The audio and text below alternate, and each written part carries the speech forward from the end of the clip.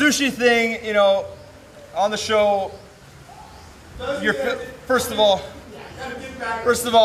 I'll give you a background. You're on the show for 6 weeks in Las Vegas in a house with 16 fighters. There's no television, no music, no newspaper, no iPhone, no iPod, no nothing, okay?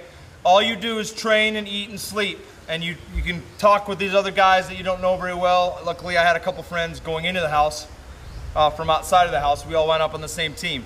Point is, you didn't have anything to do. And they had a whole pantry full of alcohol, right?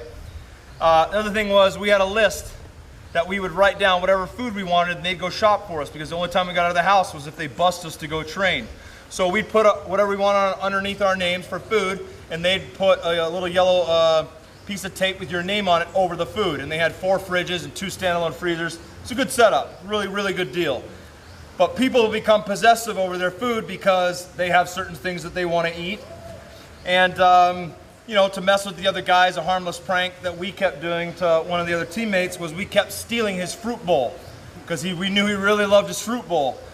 So every day we'd come home, you know, the 2 teams train at different times for obvious reasons. You don't get to watch each other train, can't scout each other, that kind of thing. So we'd go train and we'd come back and they would just stock the fridges then. So the timing was perfect for our team to mess with their food. And one of the things was you couldn't do anything in the other guy's food, so we didn't do anything in their food, but we would steal Tom Lawler's fruit platter every day and we'd eat Tom's fruit platter. So we did this for like a week straight, and Tom was getting pissed. And he kept saying, man, I'm gonna do something to these guys if they keep stealing my damn fruit platter.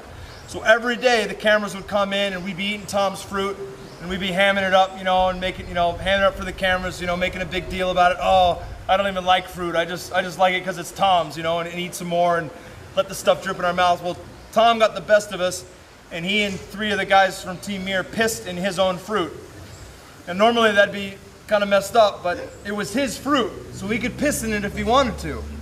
We didn't know this. We stole his fruit, and we ate his piss-soaked fruit in front of the camera. And what's worse is I'm dipping it back in the piss and letting it drip on my face. I'm rubbing it around my lips and throwing it down the hatch, talking about how much I love Tom Lawler's fruit.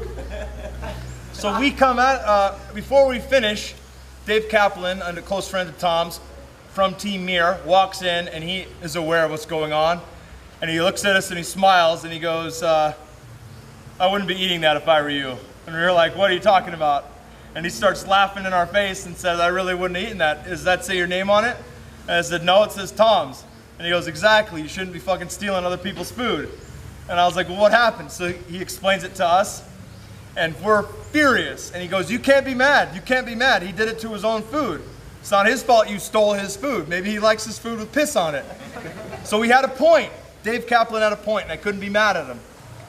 So as the days went by, we realized that somebody kept stealing one of our teammates' sushi.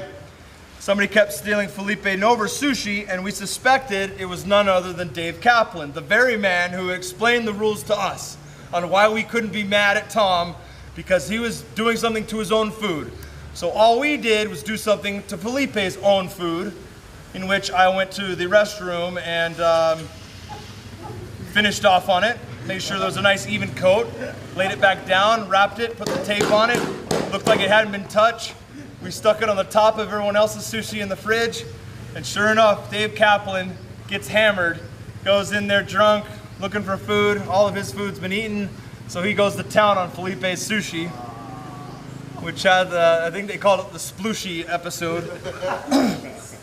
But he comes back up drunk, and I asked Dave if he's hungry, if he wants to eat something, and he says, no, I just ate.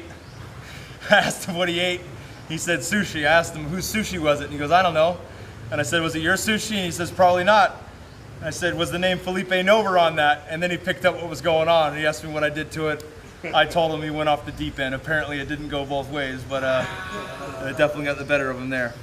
But yes, that really happened.